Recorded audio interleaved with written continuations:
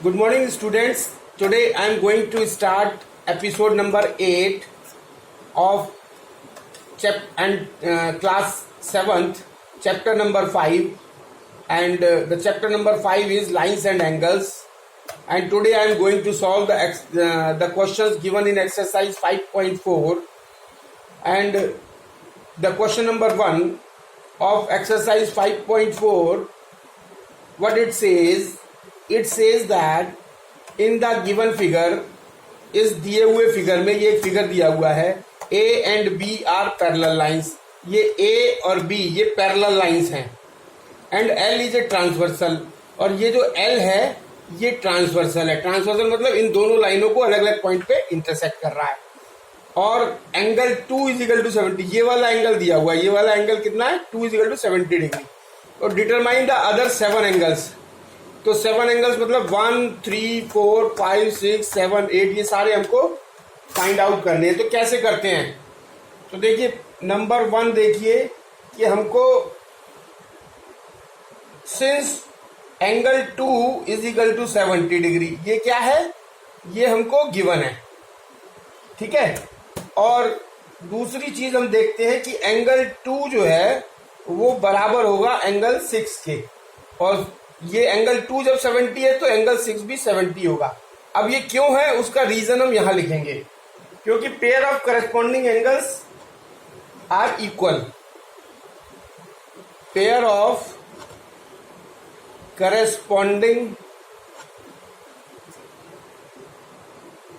Corresponding angles are equal,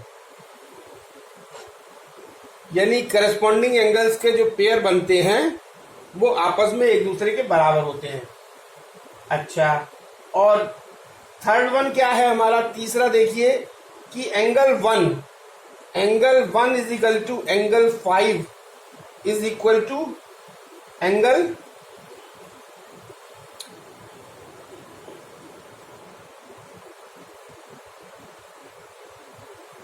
अब इसके बाद जो है वो हमको ये निकालना पड़ेगा 8, ये वाला थर्ड वन ये निकालना है कि एंगल 2, देखिए एंगल 2 प्लस एंगल 5 ये किसके बराबर होगा, 180 डिग्री के.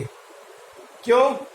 क्योंकि because the pair of interior angles on the same side of the transversal are supplementary, और ये जो है वो 2 और 5 ये ट्रांसवर्सल के सेम साइड में है, इसलिए इन दोनों का सम जो है वो 180 होगा. Since pair of interior angles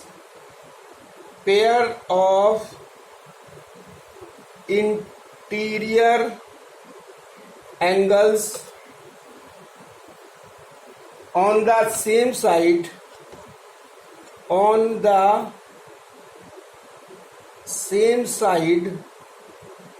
of the transversal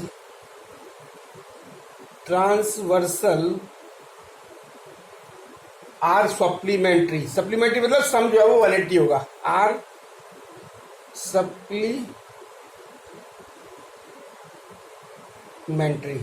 अच्छा, नेक्स्ट जो हम क्या देखेंगे, तो ये हमारा क्या हो गया है, 2 प्लस 5 इज इक्वल टू 180, और ये हमको पता है कि ये 70 है, प्लस एंगल 5 हम निकाल लेंगे इससे, तो ये हो जाएगा angle 5 is equal to 180 minus 70 is equal to 110 degree. तो ये आ गया एंगल 5. अब नेक्स्ट क्या है, फोर्थ हम क्या देखेंगे कि एंगल 1 इज इक्वल टू होता है एंगल 5 इज इक्वल टू, ये हमने निकाला है 110 डिग्री, अभी 5 निकाला है तो 1 के बराबर होगा. और इसमें भी रीजन वही लगेगा, ये pair of corresponding angles are equal, इसमें भी सेम रीजन लगेगा. क्या लगेगा, pair of corresponding angles are equal. तो ये भी हो गया हमारा.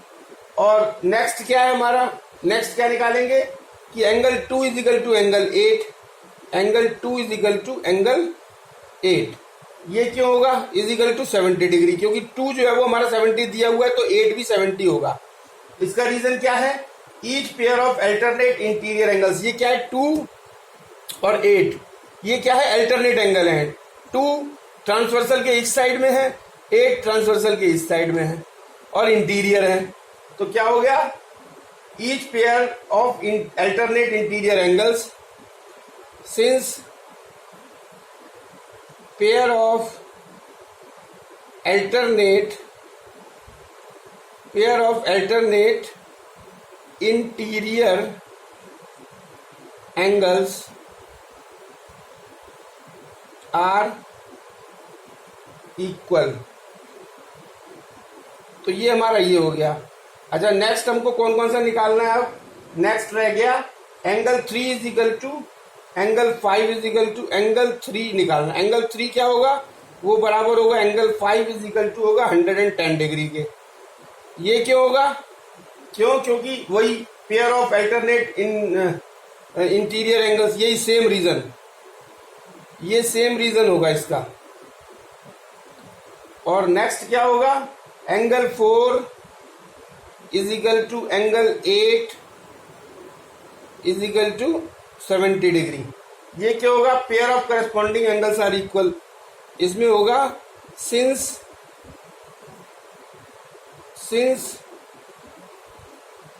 Pair of corresponding angles are equal, ये इसका हो गया। और एक और रह गया, नेक्स्ट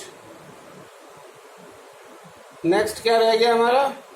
नेक्स्ट रह गया angle 3 is equal to angle 7 is equal to 110 degree. और इसका क्या रीजन रहेगा? Same reason, pair of corresponding angles are equal. So this is the answer of question number.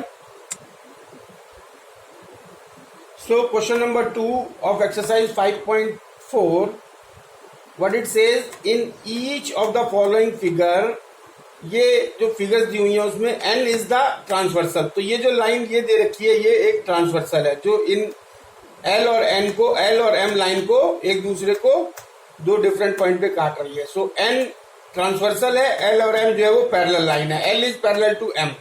Find the value of x। तो ये जो ये angle दिया हुआ है 2x, ये दिया हुआ है x, तो हमको x की वैल्यू निकालनी है।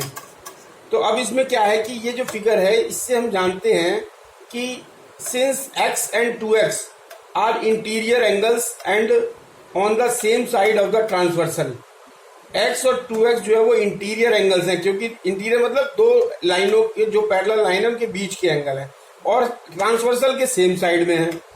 तो ये हम जानते हैं कि each pair of interior angles of the same side of the transversal are supplementary, यानी इन दोनों का सम जो है वो 180 होगा। तो इसका मतलब हो गया x plus 2x is equal to 180, या 3x इज इक्वल टू 180, या x is equal to 180 by 3, and this is 60 degree. And the D part of the same question.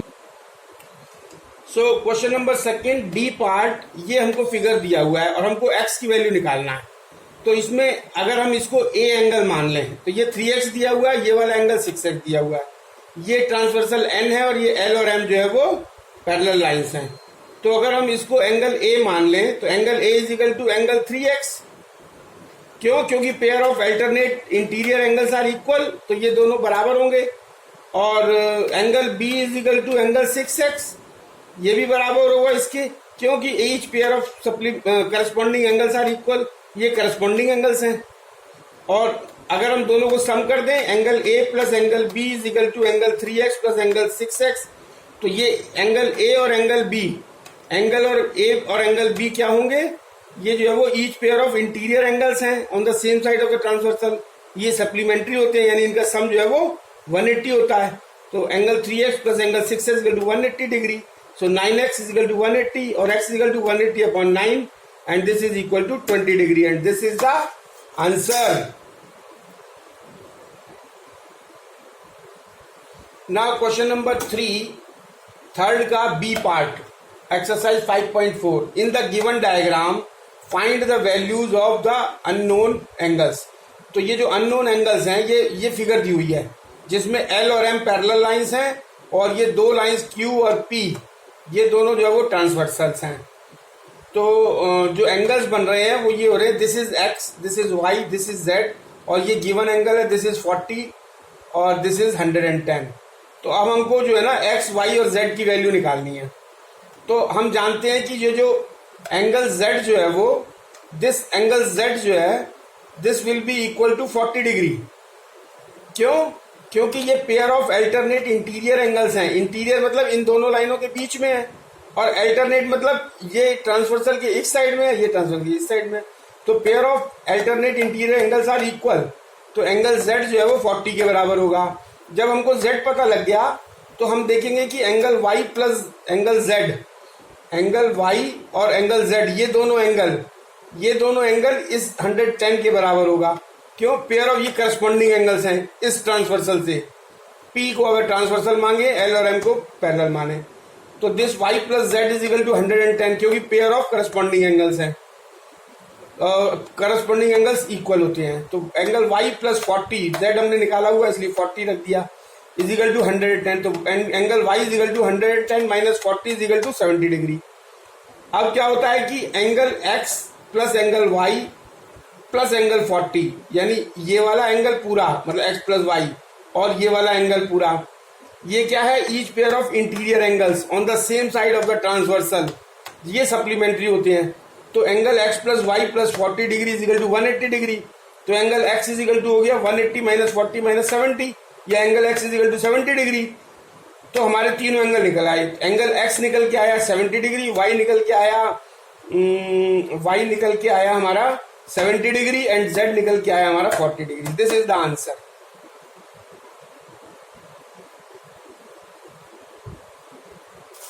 So question number 4th B part, exercise 5.4, in the given diagram find the value of x and y।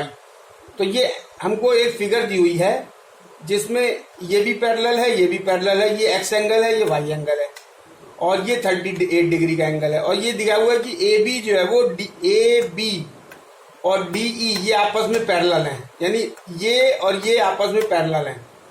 तो हमको x, ये angle x निकालना है, y निकालना है। तो कैसे निकालेंगे? देखिए, angle x is equal to 38 degree. ये क्यों होगा? क्योंकि each pair of corresponding angles are equal. ये हम जानते हैं कि each pair of corresponding angles are equal. तो इसकी वजह से ये जो एंगल x है ये 38 डिग्री के करस्पॉन्डिंग एंगल्स हैं। ये दो पैरेलल लाइंस हैं और ये ट्रांसवर्सल काट रही है, तो ये करस्पॉन्डिंग हो गए सेम साइड में, x और ये वाला 38 जो है वो। अब angle y plus angle 38 degree ये मिलके होगा 180 डिग्री। अब देखो y एंगल और 38 डिग्री, ये क्या है कि ये अपने जो है ना इंटीरियर एंगल्स हैं on the same side of the transversal, तो ये सप्लीमेंट्री इनका सम होता है।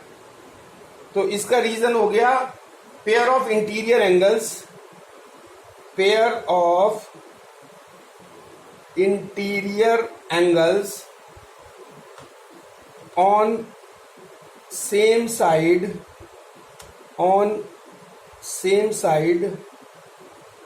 Of transversal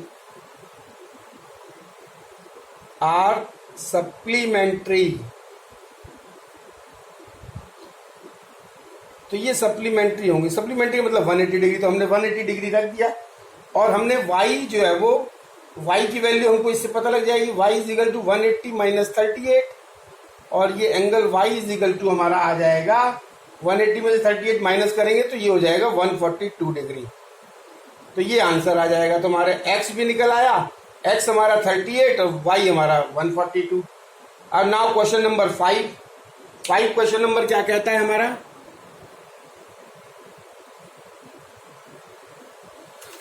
now question number 5 का जो है वो सी पार्ट है, दिस इज सी पार्ट, और ये फिगर दिया हुआ है। इसमें हमको डिटरमाइन करना है कि एल और एम पैरेलल हैं कि नहीं है। ये जो एल और एम है ये पैरेलल है कि नहीं है। तो हमको पता होना चाहिए कि दो लाइनें पैरेलल होने की कंडीशन क्या है। तो दो लाइनें पैरेलल होने की कंडीशन कौन सी इसमें लागू हो रही है? अब देखिए, एल और एम जो है वो लाइन्स हैं। यहाँ पे L M are lines and A and B are A and B are transversal. मान लीजिए ए जो है वो ट्रांसवर्सल है, ए ट्रांसवर्सल है, तो इसको हम लेते हैं, ये इन दोनों लाइनों को लेते हैं और ए जो है वो ट्रांसवर्सल है। अब यहाँ पे क्योंकि ये 80 डिग्री, ये भी 80 डिग्री, और ये कौन से एंगल हैं? पेयर ऑफ करस्पॉन्डिंग एंगल्स, ये पेयर ऑफ करस्पॉन्डिंग एंगल्स। तो angle 80 degree is equal to angle 80 degree. एक तो ये वाला, एक तो ये वाला, और एक ये वाला एंगल। तो ये क्यों बराबर है? क्योंकि pair of corresponding angles are equal, pair of corresponding angles are equal. और कंडीशन हमारी ये है कि अगर pair of corresponding angles equal हैं, then lines L will be parallel to M. So this is the answer. Now question number 6.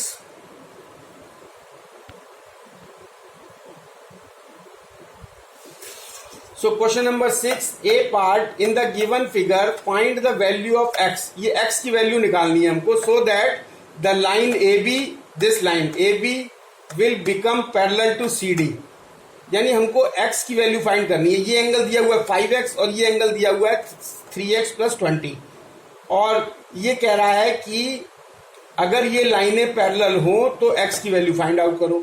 तो हम जानते हैं कि ये A, B और CD अगर पैरेलल होंगी तो इनका जो है वो ये पैरेलल तभी होंगी जब each pair of alternate interior angles जो है वो बराबर होगा। तो अल्टरनेट इंटीरियर एंगल्स कौन सा है? ये 5x और ये दोनों जब बराबर होंगे तो ये लाइन इसके पैरेलल होगी। तो ये जो है वो हमको, अगर हम इसको angle 5x is equal to angle 3x + 20 कर दें, तो एंगल 5x और 3x को इस साइड में लाएंगे तो माइनस हो जाएगा, इजिकल टू 20। तो एंगल 2x इजिकल टू 20 या angle x is equal to 10 degree. This is the answer. Question number 7, A part. In the given figure, examine whether the following pairs of lines are parallel or not. तो ये हमको AB line दी हुई है, CD line दी हुई है, EF दी हुई है और GH दी हुई है। ये एंगल 70 डिग्री, ये 115 डिग्री और ये 65 डिग्री। और हमने ये पॉइंट मान लिया, ये P है, ये Q है, ये R है, ये ऐसे ही हमने मान लिया। अब देखिए कि हमको क्या देखना है कि EF एंड GH ये पैरेलल है कि नहीं है। EF एंड GH, तो EF कौन सा है? EF और GH ये पैरेलल है कि नहीं ये देखना है। तो पैरेलल होने की, इसके लिए पैरेलल होने की कंडीशन हमको पता होनी चाहिए। तो अब हम देखते हैं कि EF एंड GH, तो इसमें क्या है कि अगर मान लिया जाए एंगल CPG, मान लीजिए ये वाला एंगल लेते हैं हम, एंगल CP और G ये वाला एंगल, और प्लस ये वाला एंगल कौन सा? 70 डिग्री, मतलब GPD। और ये अगर ये क्या है? लीनियर पेयर है, तो ये क्या होगा? इन दोनों का सम 180 होगा, since linear pair of angles. अच्छा, इसी तरीके से एंगल CPG ये वाला इजिकल टू हो गया 180 - 70 इजिकल टू 110। अच्छा, अब मान लीजिए इसको 65 को पकड़े, एंगल 65 प्लस एंगल FSD ये वाला एंगल और ये वाला एंगल, ये भी लीनियर पेयर ऑफ एंगल्स हैं, तो इन दोनों का सम भी जो है 180 होगा। तो एंगल FSD इजिकल टू हो गया 180 - 65 इजिकल टू 150। तो अब हम ये देख रहे हैं कि एंगल CPG और एंगल FSD, CPG और FSD ये जो है वो अल्टरनेट इंटीरियर एंगल्स हैं और ये बराबर नहीं है, तो इसलिए पैरेलल की कंडीशन फुलफिल नहीं हो रही है, इसलिए EF and GH are not parallel.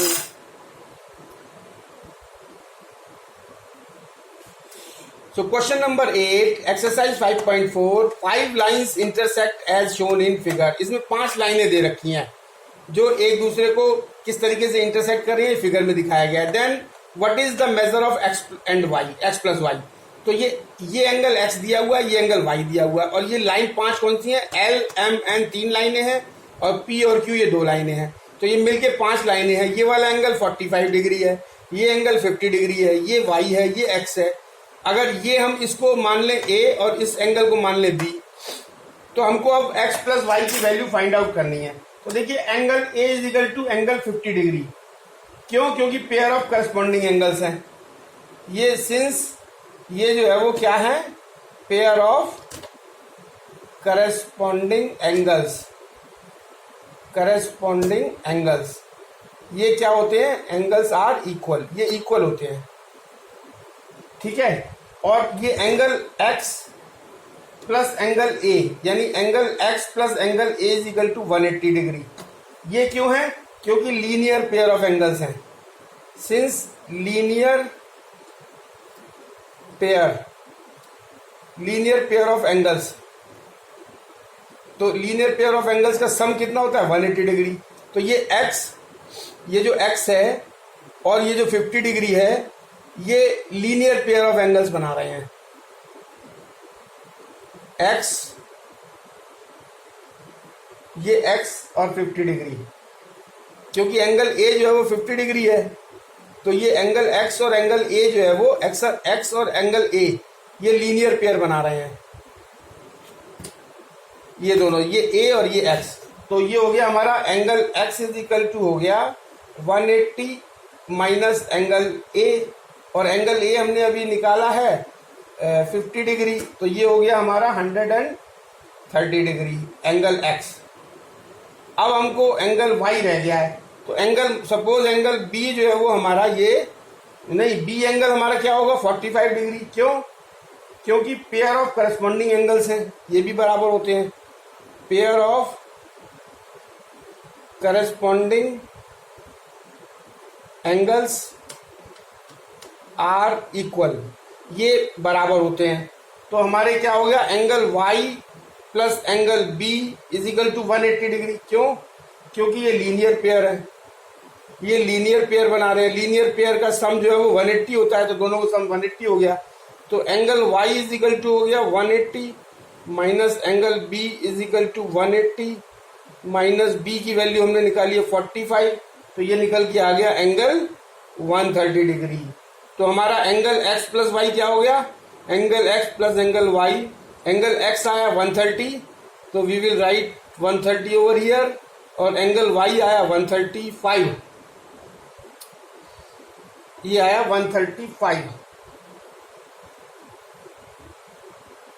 Angle y is equal to 135, तो ये हो गया 135, and total x plus y is equal to हो गया angle 265 degree, and this is the answer, and this is the end of the exercise 5.4, and this is also the end of the